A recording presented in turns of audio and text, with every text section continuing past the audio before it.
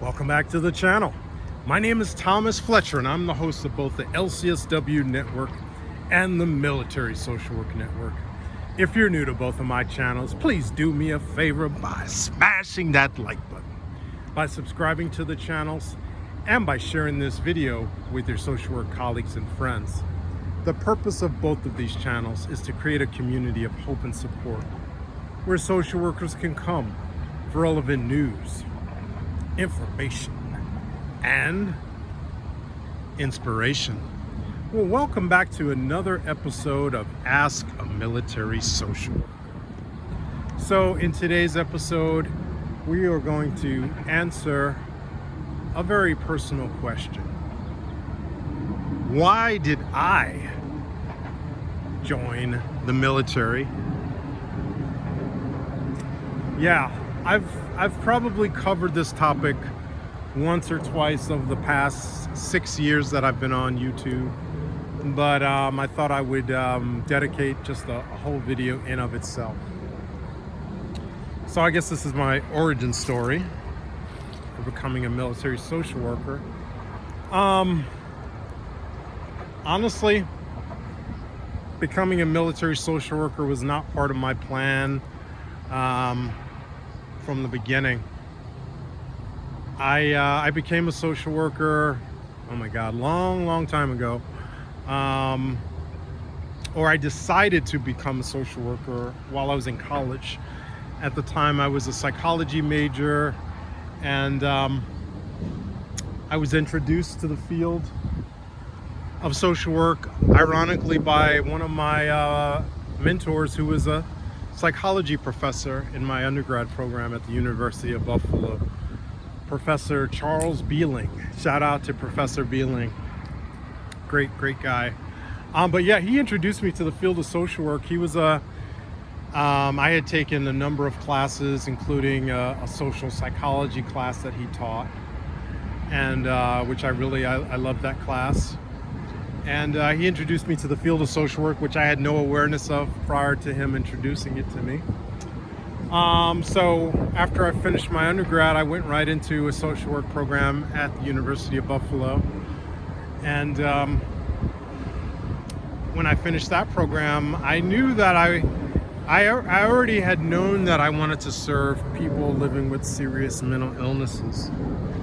And I thought that was going to be my primary and only career path, because I was really passionate about that population, and I still am. But so I worked in 2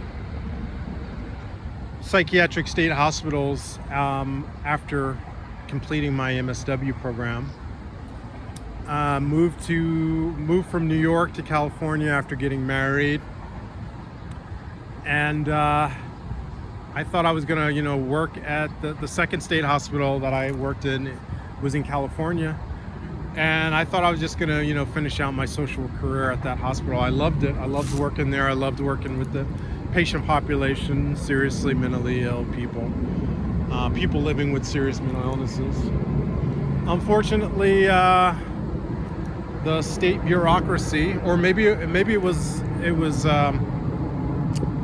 synchronicity, but the state rules require that you get your LCSW within 2 or 3 years of starting in the state hospital system.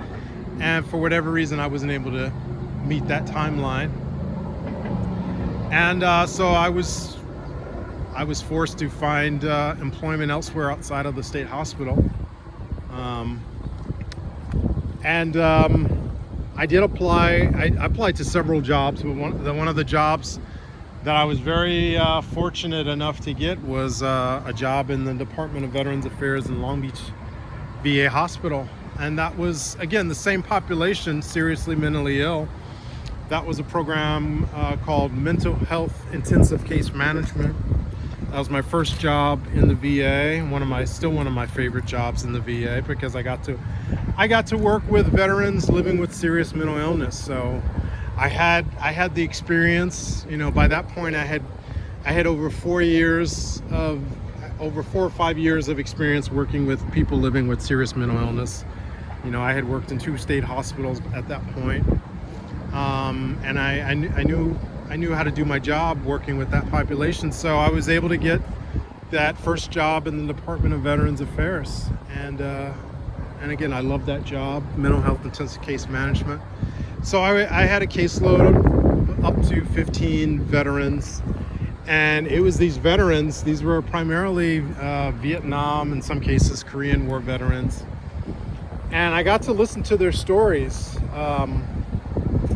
And during that, I worked in that position for about 3 to 4 years. And working with those veterans, and I also had a supervisor who was actually he was a nurse, and he had already been working serving as a nurse in the California Army National Guard for, at that point when I met him, he had already probably been serving for 15-20 years, both in the VA as well as in the Guard. And we often didn't see eye to eye on clinical things and political things, but I think he did make an impact on me, little did I know. So, and actually, here's something that I've never really talked about in these videos. I had actually wanted to join the Army when I was 17, before I graduated high school. But my parents had other plans. They wanted me to go to college and get a college degree. So I did not enlist at the age of 17 like I wanted to. But by the time I had gotten to that point in my life, start working in the VA, working with the veterans, having a supervisor that was in the Guard already, and I started putting my own ideas together, because I was seeing that the veterans that were on my caseload, they were much older and they were severely impaired by their mental illnesses. And so I was starting to come together thinking like, wow, what if I, as a social worker, could outreach younger soldiers, younger service members, and educate them about all the services that they are eligible to receive in the Department of Veterans Affairs, and maybe accelerate their engagement in primary care in the VA, accelerate their engagement in mental health care in the VA, so that they start accessing these services instead of in their 50s and 60s and 70s. They can start accessing these services in their 20s and 30s. Wouldn't that be something? So these thoughts were really starting to coalesce in my mind, and I had initially tried to join the reserves early in my VA career, but I found out that the LMSW that I had received from the state of New York would not qualify me to serve as a social worker in the reserve component, in either the Army Reserves or later in the National Guard, Army National Guard. So I had to get my advanced practice licensed clinical social work credential, which I did eventually get in 2007. So once I got that LCSW from the state of California, I was able to apply for a promotional position in the Department of Veterans Affairs, the GS-12, which I eventually did receive. And then once I got the LCSW, I was able to apply for direct commission in the Army National Guard, which I did eventually in 2011.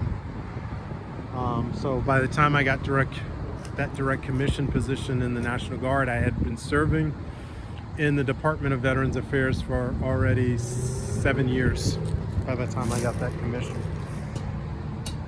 And it really has played out the way that I had thought. So during my time in both the National Guard, Army National Guard, and currently in the U.S. Army Reserves, I am able to provide a lot of education and information about the whole spectrum, the comprehensive spectrum of VA benefits and services, healthcare services, VBA benefits. Recently, I was activated, well, not so recently now, but a couple of months ago, I was activated for a mission, behavioral health prevention mission at Fort Hood for a reserve unit that got badly hit in the Middle East, and they were coming back through Fort Hood. And I was able to provide a lot of education and information about VA benefits that this unit, that the service members in this unit in this reserve unit were now eligible to access upon discharging from that deployment in the Middle East. So, and I continue to, I'm still able to provide all of this information and encouragement to the younger service members that have also deployed and are now eligible for the full range of comprehensive VA healthcare services and VBA benefits. So I'm still able to carry out the mission that motivated me to join 14 plus years ago in the first place. And it's very fulfilling. It's very fulfilling being able to work in the Department of Veterans Affairs on a full-time basis and to be able to serve on a part-time basis as a reservist, as a National Guard service member. It's really fulfilling. I can, and both positions motivate the other for me. So my reserve position continues to motivate the work that I do in the VA, and the work that I do in the VA continues to motivate the work that I do in the reserves. So that is my origin story, folks, on why I joined why did I become a military social worker? How did I become a military social worker? Right? I'm going to stop right there, but I want to thank you all for watching this video. For all the social workers and other licensed mental health professionals, thank you for the work that you do every day, for your clients, for your agencies, and for the profession. Please continue to support each other and yourselves. Bye for now.